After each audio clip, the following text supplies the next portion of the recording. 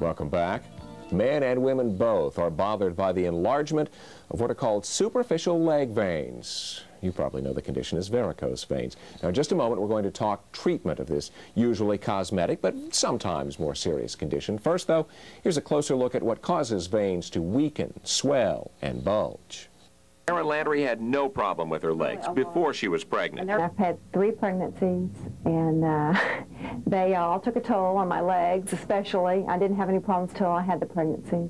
And I'm finished now, and I want to get back in shape. Varicose and spider veins that appear just beneath the skin are very common and tend to run in families. I would say a very large percentage of the population has them. They tend to occur gradually with time. Typically, there's really no underlying cause. Spider veins are the small reddish-brown veins that occur near the top of the skin. Varicose veins are the larger, more engorged veins that occur in the deeper tissue, and the treatment of each is different. The very small veins can be very effectively treated with what's called sclerotherapy, where you inject various solutions which causes some irritation to the vein. And over time, usually after 1 injection or 2 injections, that irritation causes those vessels to collapse and they tend to disappear. You just kind of hear and you read through magazine articles that it's really painful, it burns, but I didn't experience any of that. It felt more like, you know, maybe like a little bug bite. Laser treatment is another way of treating spider veins, while the larger varicose veins can be surgically removed. Very tiny incisions can be made directly over the vein and they can be removed under local anesthesia, and it is very well tolerated. Varicose and spider veins can't be prevented, but wearing support hose and limiting the amount of time you spend on your feet can minimize the symptoms. And here with more on treating varicose and spider veins is Dr. Rhonda Walker. She's a plastic surgeon in private practice, and she's also a clinical assistant professor of surgery at Georgetown University. Doctor, thank you. Thank you. We talk about a lot of things that are life-threatening. This is not necessarily a life-threatening thing, but it's a medical problem that a lot of people can relate to, because as we age, frankly, these things do happen. We should, I guess, first explain what's at work, what's causing those bulges and those splotches on legs. Well, there's a number of things. For the larger veins and vessels that are having problems with dilatation, it's usually related to pressure or standing on your feet, and a certain amount of it is inherited. If you have weak lining at the intima or the elastic part of the veins tend to bulge out, that can be familial.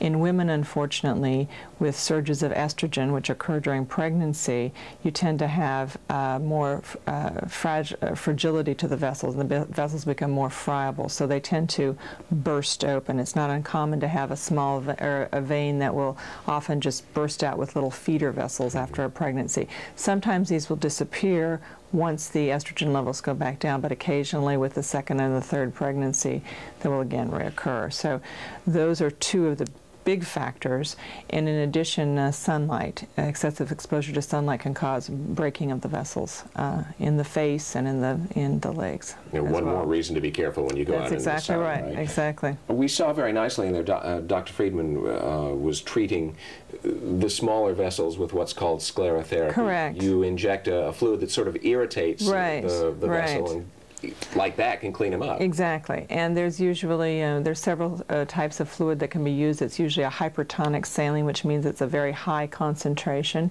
There's several chemicals that are available that you can use that are medically recognized, or you can use a hypertonic saline solution and use a very, very small needle, about a 30-gauge needle, and you're used to inject the vein or the small arteriole, and it will disappear right before your eyes.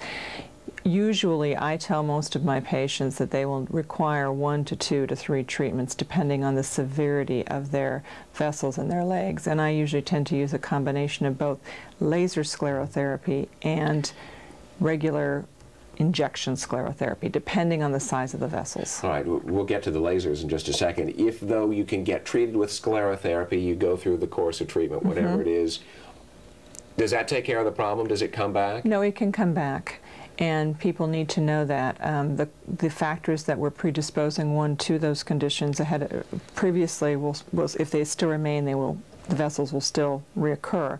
The vessels you've had treated won't necessarily come back, but you will gain new vessels. The problem can appear in other. And so you do need to be careful with it, but part of it is just the aging process. And these things happen, right? These things happen, that's right. Let's get to lasers now. This is another area where we found that the focused power of light is very effective. Right. What you're doing, though, is not treating something that's on the surface. You're actually going through the epidermis, lower into the dermal area, right. And how do you do that? We use a green dye laser. It's a green-red laser. Basically, it's a green light laser that absorbs in the red pigmentation. So it will pass through the skin, it will pass through into the vein, it will coagulate the vessel, and the front part of the vessel adheres to the back portion of the vessel, and then it treats it. And it's really, really very useful. Very small spider veins, very small telangiectasias is what we is the medical term for spider veins. For the larger vasculature, you really cannot use the laser because if the vessel becomes too large, the blood that is inside the vessel can actually heat up and they can actually explode. And in those cases, and then they cause hemosiderin staining and more bruising and actually cause a problem. So in those instances, laser, or not laser, but sclerotherapy using injection is far more useful. And then, of course, the much bigger dilated veins require surgery. All right, and that's, we're sort of going down this road. Let's get to the surgery right now. It's always the court of last resort, and it is here as well. Exactly. And talk about what's required. This is called stripping the vein. Stripping the veins, and that's usually done by a vascular surgeon. It requires, the smaller vessels can be done under local anesthesia with small incisions up the leg, and basically the vein is just tunneled and literally removed in segments, stripped out. Is that a painful procedure? Yes, it can be post-operatively, and you're required to have your legs wrapped and elevated. It's sort of the surgery of last resort, or surgery for much larger vessels. We talked earlier about this not being a life-threatening condition, but there are some times, though, where you can get thrombosis, blood clots as a result of these. We should address that a little bit. Those are in the larger varicose veins, or in the, and usually the life-threatening ones occur in the deeper system. There's two systems of veins in the legs. There's a superficial system and there's a deeper system. The most unsightly veins occur in the superficial system, of course, because they're closer to the skin, and that's the system that gives off the smaller branches that cause the telangiectasias. And then there's your deeper system, your saphenous vein system that's deeper.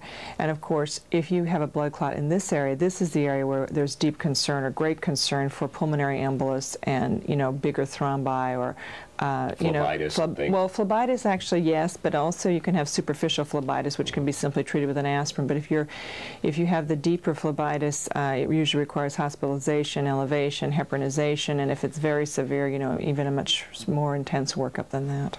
Dr. Rodney Walker, thank you. We've covered the waterfront here, but you've brought much understanding to the problem of treating leg veins. Thank you very much. Thank you very much for having me. We hope you will join us here next time on Healthline. Coming up, what you might think is just a simple heartburn could be a sign of something much more serious. Over-the-counter drugs will help the occasional sufferer, but if your problem is chronic, there is an easy surgical procedure that can help you. We will show you how that works.